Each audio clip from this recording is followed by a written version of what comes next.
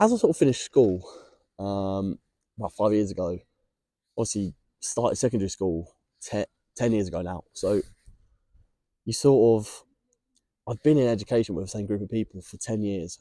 And I think a lot of them still see me as sort of under the perspective of how I was 10 years ago when they first met me in 2014, 2015. And no matter how I sort of grow, it's obvious to me that people have sort of frozen their perspective on me. And I think this is down to people sort of freezing their view on me. Um, and I've acknowledged that over the last few years, and I've sort of said to myself, like, it doesn't matter. I've got to stay focused on my own personal growth because I know I'm changing every day. I know I'm growing. I know I'm not the same person that walked through secondary school at 12 years old. I'm now 22. Like, there's been 3,000 days since then. Like, I'm not going to be the same person. So I'm focusing on personal growth rather than trying to be accepted as the frozen perspective as of what I was before. Um, in terms of the other side of that, though, I think because I'm sort of watching myself grow, I feed my own ego with sort of my small wins. Uh, it's quite a powerful mindset tool as it sort of keeps my motivation high. It sort of rewires my brain to have more gratitude, and it prevents me needing sort of external validation from people that I think in my head every now and then I'm looking for, but I'm getting it for myself. So really, I just need to sort of like stop worrying about it. Um, I also would argue about myself that I'm probably quite self-centered, and I think it's quite necessary in order to sort of achieve my long-term goals.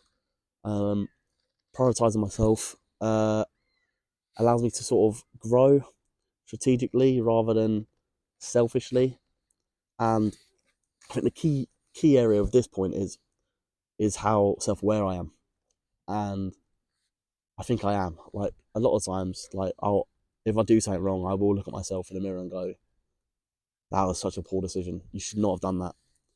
Um, so it's all about being self-aware, um, because the real power in self-awareness is you know yourself, and the rest, the other people, it's just outside noise, really. I think you can be arrogant because this enforces social positioning, and I think for me it prevents me being sort of a pushover, and people underestimating sort of the level of control that I hold in sort of a social dynamic. Um, this control is key. You can use arrogance as a tool, um, rather than sort of as a personality trait, and you sort of people probably think of my personality as sort of like a bit silly, like a bit sometimes like mental, like I haven't got it all together sometimes because sometimes I'm shook up. I'm just like, oh, like not today, not today.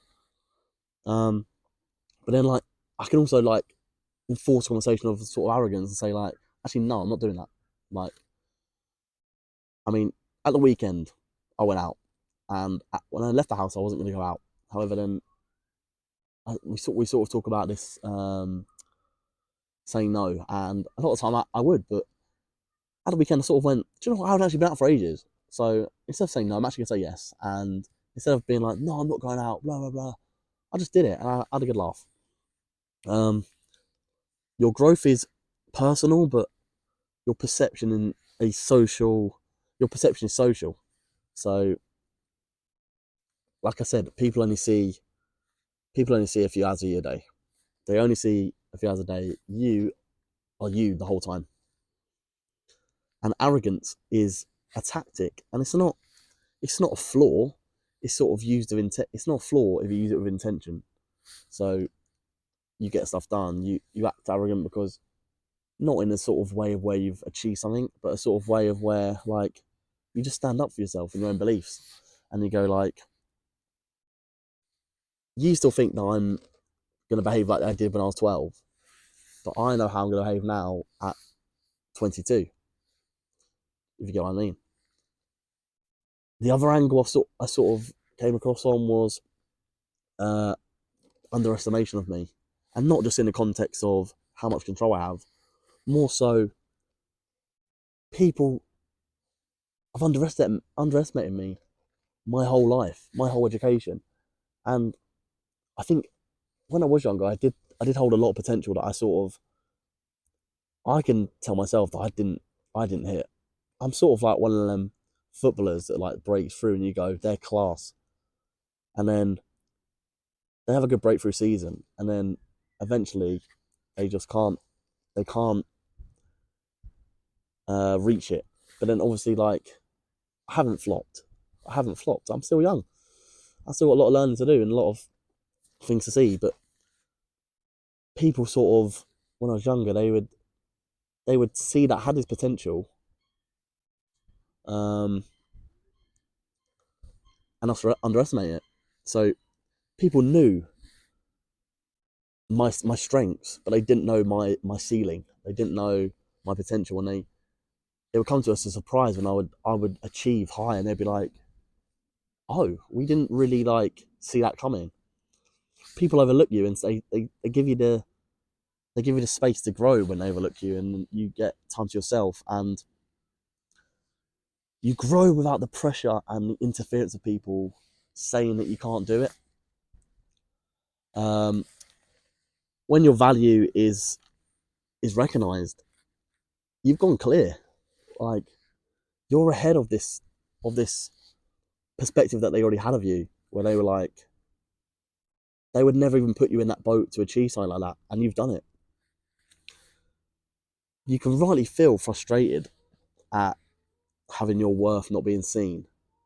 Like a lot of time when you're at university, like sometimes you'll get put in a group work, and a lot of time, so many people will sort of that's where they'll put the effort into their solo bits, and in the group they think, do you know what? I can actually turn it down a bit now. And then there's other people in the group that are sort of going to push my grade up.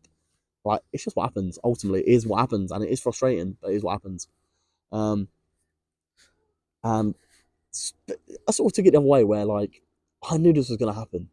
So group work is where I thrived in sort of my output, and I was sort of quiet in my lectures, in my seminars, and then you get to group work, and I'm rattling their brain, I'm putting these notes down, I'm making some changes, and in the final year, I sort of on one of the group projects, I took the lead role. I was like, I can do this now. And if this was a couple of years ago, there was no like, in the perspective people would have had of me, there is no chance I would have led a group. There is no chance because I wouldn't have been confident enough to just sort of take control of sort of the destiny of other people. I think I did a good job for my first time, and going into sort of what I would want to do in the future, I'm going to take control more. I'm going to lead more because I just I get it done. I get it done, and then if I get it done, people sort of follow me and they go, "We didn't actually know he had it in him, and if he can do it, so can I." Um, yeah, you don't need to be validated by people. Like I said, in these situations, like when I'm doing all this work, I'm not looking for a well done. Like I just locked in really, and we throw around that term quite often now. Like, oh, he's locked in. I say it all the time. I absolutely love going, yeah, I'm locked in. I'm not. I am not locked in. But when you do lock in, you see a massive upturn in results of yourself, of how people see you. Because ultimately, they are seeing when you're doing well. When you're not locked in, they are not interested. But when you're doing well, they're like, wow, like you're watching like a sport and an athlete's come out of nowhere. They're only getting the limelight for a few minutes, but then like when you're watching Olympics, like the world record Swedish pole vault or something, I've never heard of him, but he locked in that final. He won. He locked in, and I was like, this guy is unbelievable. And he's not looking for my validation. He just wanted the gold. He knew the whole time he was going to win. I didn't know who he was. That's what I'm saying. You sort of just get it done. You lock in, and you move on. The moment when people start paying attention, you sort of you get tagged as the dark horse. Um, but you knew your level the whole time, and some people might even call you like the unsung hero. So this is weird. This is what I'm saying with the Olympics, the athlete, myself with my uni work.